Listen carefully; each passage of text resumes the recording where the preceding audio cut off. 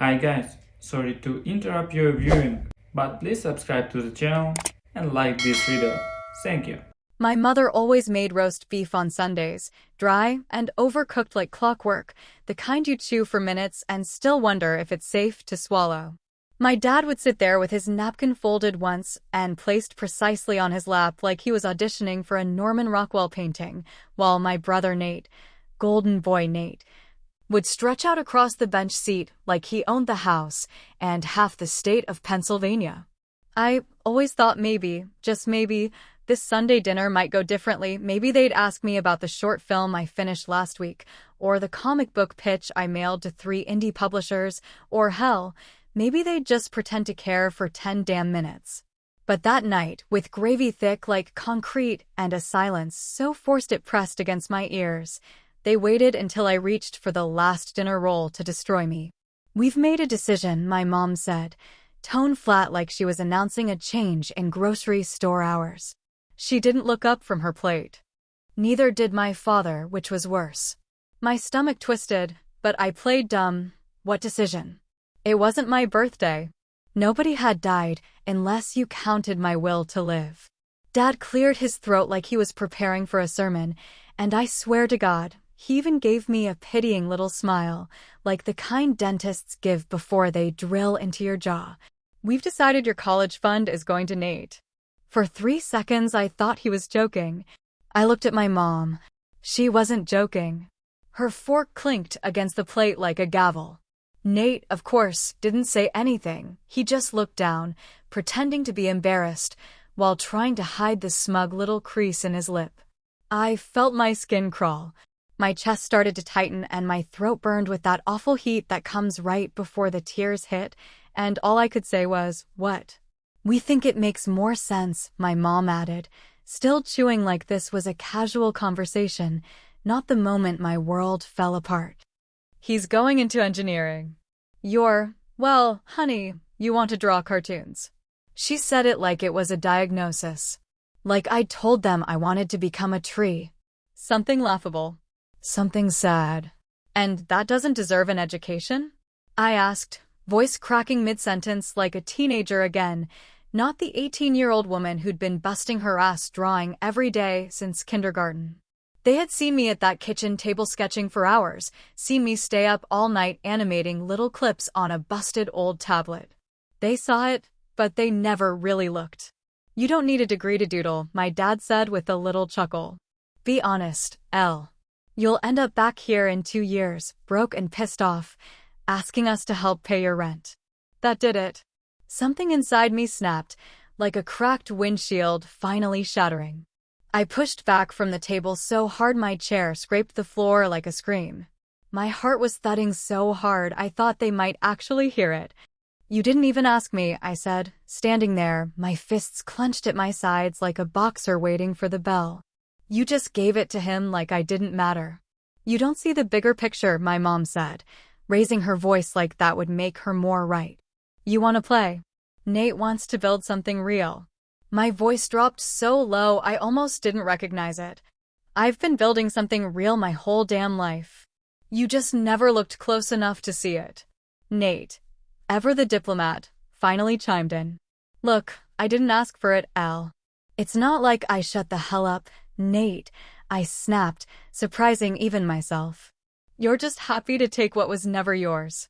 Silence. You could hear the hum of the old fridge, the tick of the kitchen clock. No one moved. My mom looked like she was going to say something sanctimonious, some final line about how I was overreacting or ungrateful, but I didn't wait. I left. I went upstairs, grabbed my duffel bag, stuffed it with clothes, sketch pads, and a shitty laptop that barely worked unless it was plugged into the wall and tilted to the left like it had a bad hip. As I zipped up the bag, I remember looking around that small, cramped room, walls covered in drawings, portraits, monsters, dreamscapes, like it was some kind of silent witness to everything I'd become in spite of them. Not because of them. They'd never once praised my art. Not once.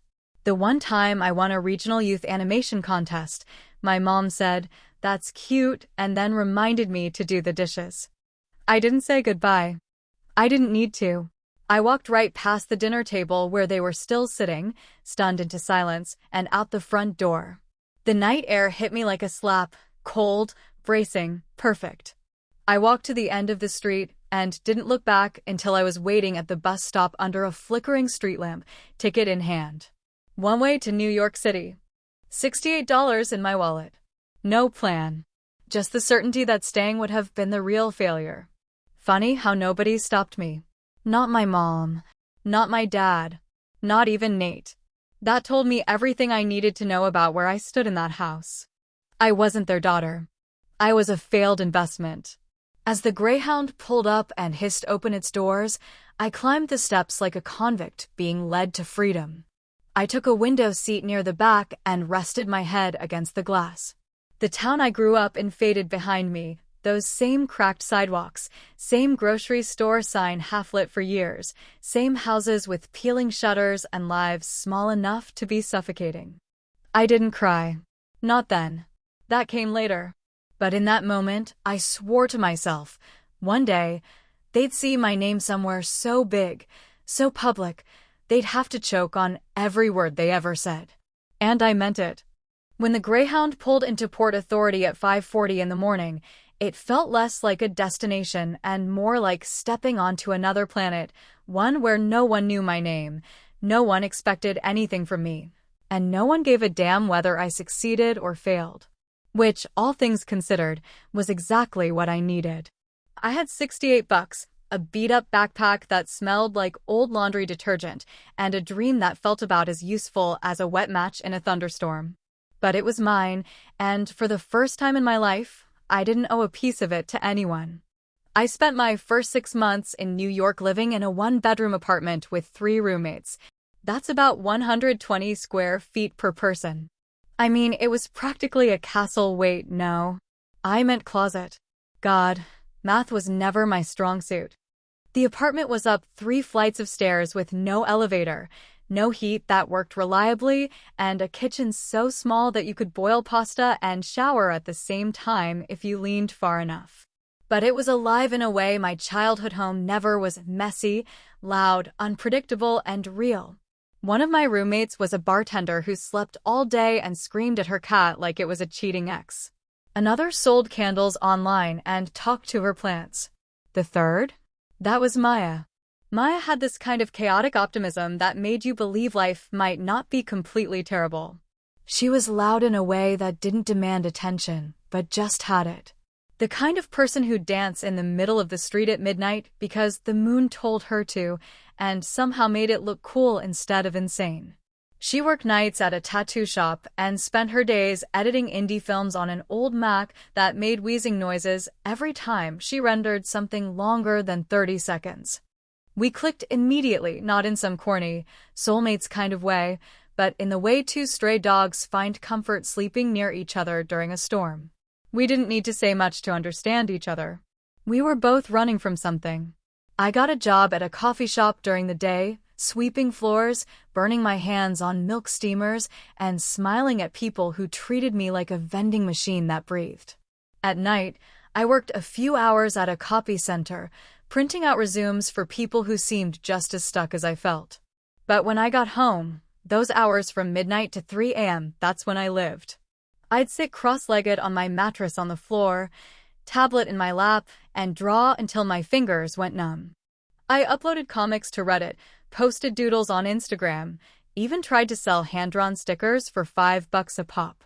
Sometimes I made just enough to afford groceries without overdrafting. Sometimes I didn't. But every little click, every like or comment or repost was a whisper telling me not to give up.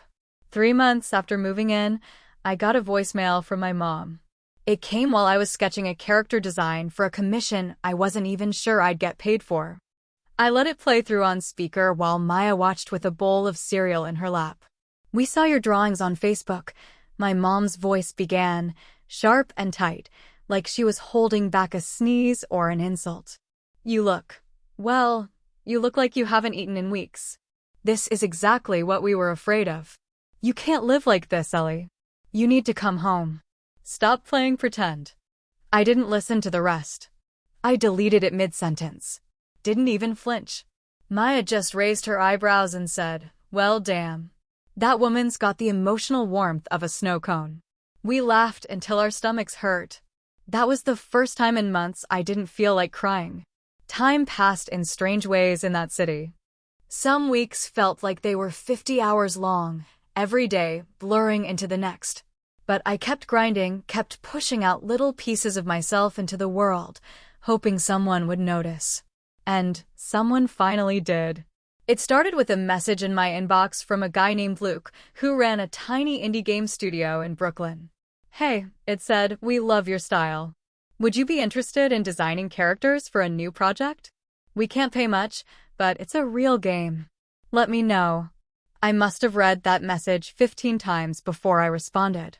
Yes, I typed, fingers shaking so hard I almost misspelled it. 100 times yes. It wasn't a big break, not even close. But it was real. It wasn't a pity like from a cousin who needed help with a wedding logo or a fake commission from some troll who ghosted me after I sent the sketches. This was a real gig from a real studio with people who saw something in my work. That night, I lay awake on my mattress, staring up at the cracked ceiling, listening to Maya snore and the sirens echoing outside the window. I didn't know what was going to happen next, but for the first time since I stepped off that Greyhound, I wasn't afraid of the future. I was hungry for it, ready to rip it open with my teeth and carve my place in it with ink and sweat and stubbornness. Because if nobody was going to hand me a future, I was damn well going to draw one myself. The first time someone I didn't know tagged me in fan art, I nearly dropped my phone into my coffee. It was a drawing of a character I'd designed for Nectarbyte's first mobile title, a moody little puzzle game that somehow hit the algorithm jackpot thanks to a viral Twitch streamer and a YouTuber who called it weirdly beautiful and low-key depressing. In a good way. That night, I scrolled through dozens of Reddit threads dissecting the character arcs, a Discord fan server someone made without my knowledge, and a growing list of emails asking if I'd consider doing a commission in your gorgeous sad girl style. It didn't happen all at once, not like the movies where you wake up famous and rich overnight. It was slower, sneakier, the kind of success that trickles into your life quietly until one day you look around and realize your art is paying rent, buying groceries, and putting you on guest panels at indie conventions where teenagers nervously ask how to get started. I still worked insane hours, still poured myself into every frame like it was a blood sacrifice, but for once in my life, people cared, and not just because I existed, but because I created. Maya bought me a cake the day my Instagram hit 10,000 followers, even though we were too broke to afford frosting. She just carved "You did that, *T into the top with a fork and lit 3 candles she stole from a yoga class. We danced around the living room like idiots until the neighbors banged on the ceiling, and when I collapsed onto the couch, breathless and sweaty, I remember thinking, this is what winning feels like. Not applause or awards. Just joy. Just proof that I wasn't crazy for believing in myself when no one else did. And then, like clockwork, the past came crawling back. It was a Wednesday night when I saw Nate's name pop up on my phone, 2 missed calls and a voicemail that started with, "Hey, Elle, look, I know it's been a while." That's how you always know someone wants something. When they don't ask how you are, they just remind you of who they used to be in your life and expect that to be enough. I didn't listen to the whole message. Didn't need to. I knew that tone, that soft-edged guilt he tried to wrap his voice in. I sat there in my tiny studio, surrounded by sketches and half-empty Red Bulls, and I just stared at the phone until the screen went dark. Curiosity got the better of me a few hours later, and I pulled up his LinkedIn. The updates read like a slow, quiet spiral. First, the internship at a fancy consulting firm was gone. Then the job title changed from Engineer 2 to Freelance Tech Consultant, which is LinkedIn code for unemployed but pretending otherwise. His profile picture was 6 years old and overly edited, like a guy trying to freeze himself in time before things started going wrong. According to a public Venmo comment I found while digging deeper than I'd admit sober, he was selling old textbooks and sending money to someone labeled Rent LOL. I wish I could say I felt nothing, but that would be a lie. What I felt was something between petty satisfaction and this hollow, echoing ache in my gut that said, "You should feel bad, but you don't, so what does that make you?" A week later, my mom posted a Facebook photo of Nate sitting on their porch with a coffee cup and a dog that wasn't even his. The caption read, "So proud of our boy. Sometimes the road isn't straight, but it still leads home." Not a single mention of me, not even a vague, "Our daughter is doing something cool too" post. Just another shrine to the son who'd fumbled every opportunity they handed him and still somehow kept their sympathy like it was his birthright. I showed Maya the post, half laughing, half ready to chuck my phone across the room. She didn't say anything right away, just looked at me the way she does when she knows I'm pretending to be less hurt than I actually am. Then she said, "You know they don't post about you because they know it'd break the narrative. You proved them wrong and now they don't know what to do with that." It was the smartest thing anyone had ever said about my parents. A few days later, I got the email that knocked the wind out of me. It was from a creative director at a mid-size marketing firm, the kind that handled real clients with real money. They'd seen my designs in Nectar Bites game credits and followed my socials. They were looking for a lead animator to head up a digital billboard campaign for a new product launch, something colorful, bold, emotionally resonant, the kind of art that would stop people in their tracks as they walked through Times Square. I read the email twice, then a third time, then passed the phone to Maya, who said, "Girl, if you don't scream right now, I'm calling the hospital." I didn't scream. I couldn't. Something heavy settled in my chest instead, something like awe or disbelief, or maybe just the raw weight of having your entire life change in a single paragraph. I emailed back that night. Simple, polite, professional. "I'm interested. Let's talk." Then I sat there in the dark for a long, long time, not drawing, not thinking, just trying to remember the last time I needed anything from my family. And realizing I couldn't think of a single thing. The first time I saw it in person, I honestly thought I might throw up, not out of nerves or fear, but because there are some moments so big, so charged with the weight of everything you've ever fought for, that your body doesn't know what to do except panic. It was 3 p.m, early fall, one of those rare New York days where the sky looks freshly scrubbed and everything smells like roasted peanuts and ambition. I stood on the corner of 7th and 43rd, right across from the massive digital screen that sat 10 stories high, humming with power and waiting to flicker into life, and I knew exactly what was coming. It started slow. A soft blue fade-in, then a swirl of stars, tiny, hand-drawn, just like the ones I used to sketch in the margins of my notebooks when I should have been paying attention in class. Then the main character, the one I created from scratch on a Tuesday night during a caffeine-fueled sketch binge, leaped across the screen with that same crooked smile and wild, knotted hair I'd imagined when I was barely 8 years old. She twirled midair, laughed, and pointed directly at the street below, where people were already starting to look up. They stopped walking. They took out their phones. And for about 30 seconds, my work, my weird, whimsical, half-broken, soul-poured into it drawings owned one of the busiest intersections on Earth. I didn't cry right away. My hands were too busy shaking, and my brain was still catching up to the fact that this wasn't a dream or a trick of light. Maya was next to me, clutching a bottle of warm champagne like she'd just robbed a bodega, her eyeliner smudged from running 5 blocks in the wrong direction because she got turned around coming out of the subway. She popped the cork without warning and sprayed half of it on my boots.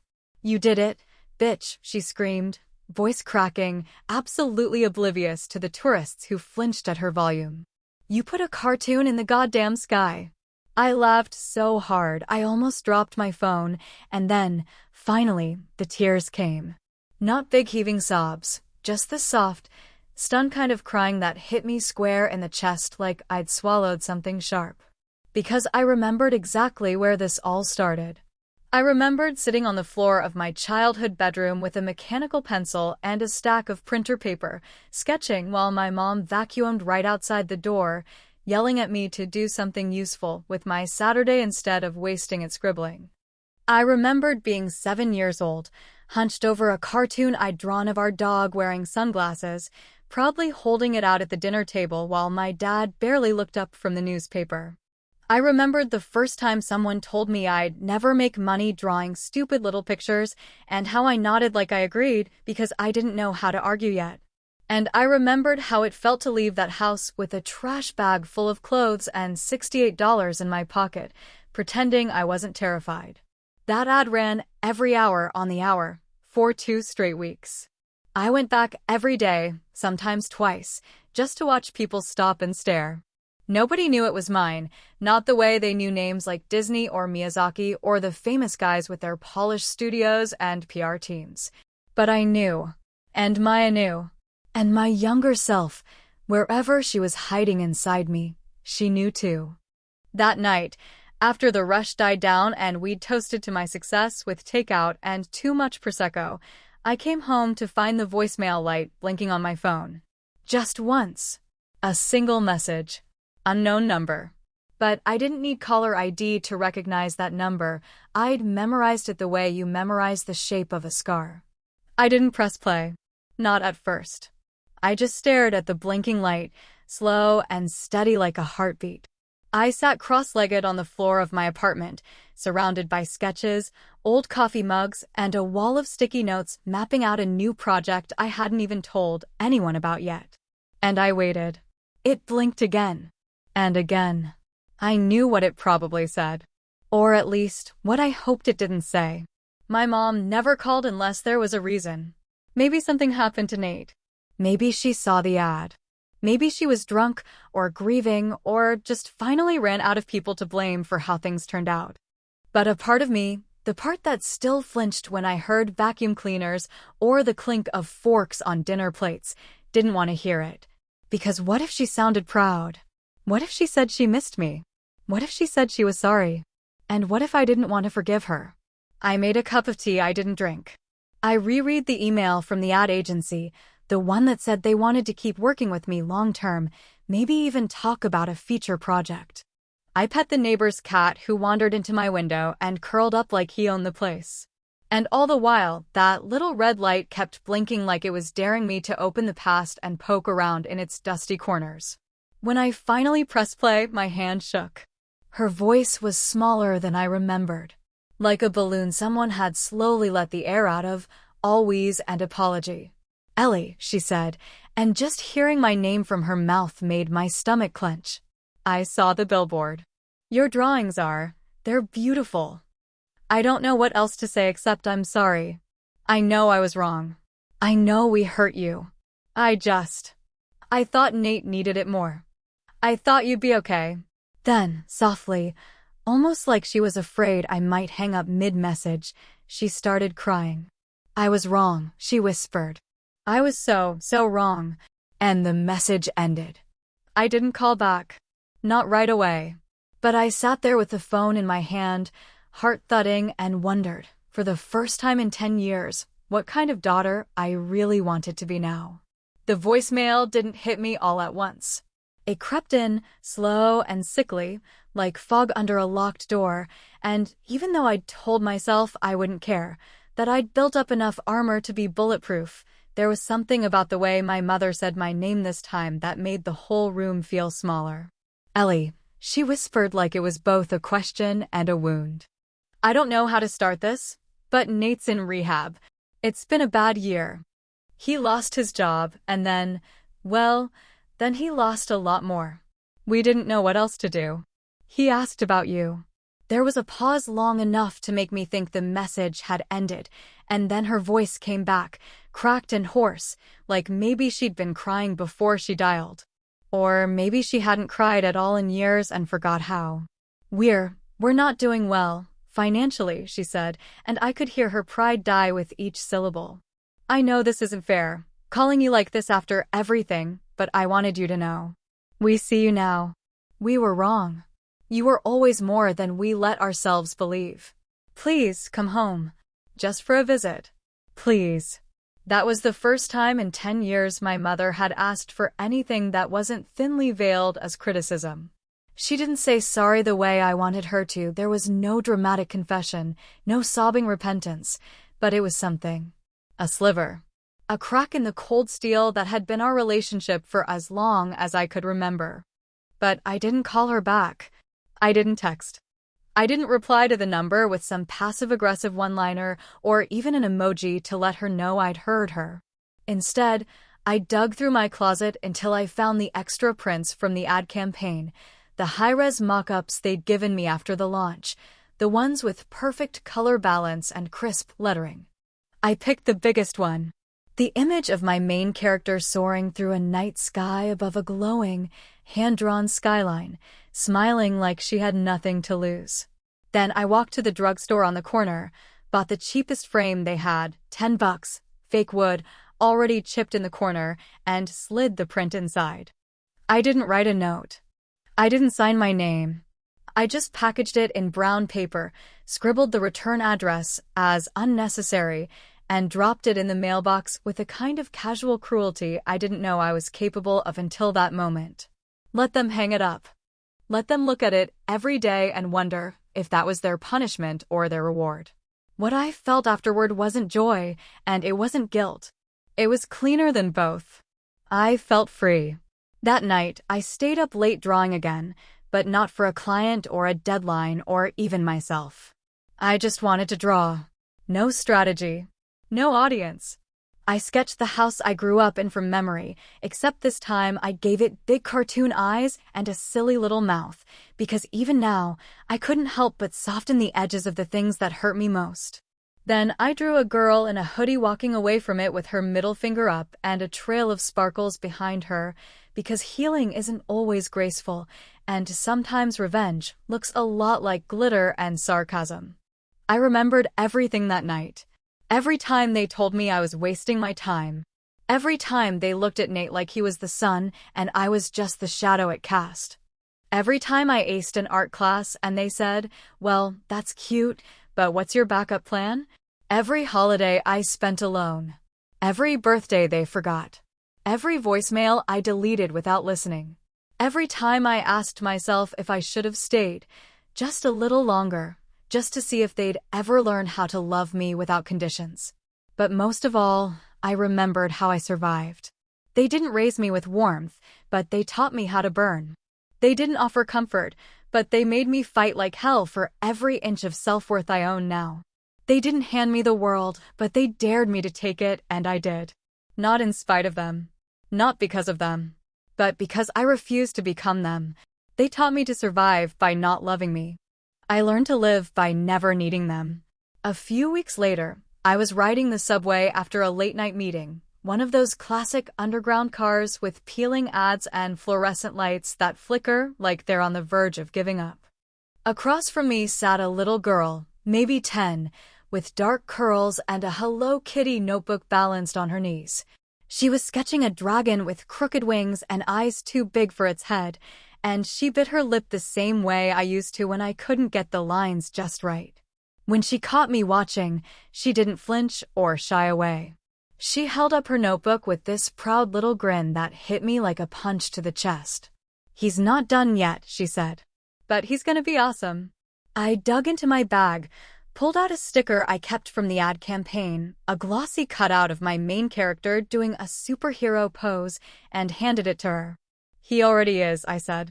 "Don't let anyone tell you different." She beamed, stuck the sticker on the front of her notebook like it was a medal, and went right back to drawing. No fear. No apology. Just creation for the sake of joy. I got off at the next stop, heart lighter than it had been in years, and walked the rest of the way home under a sky smeared with light pollution and possibility. I didn't look at my phone. I didn't think about the past. I made peace with the past. But I never made space for it in my future.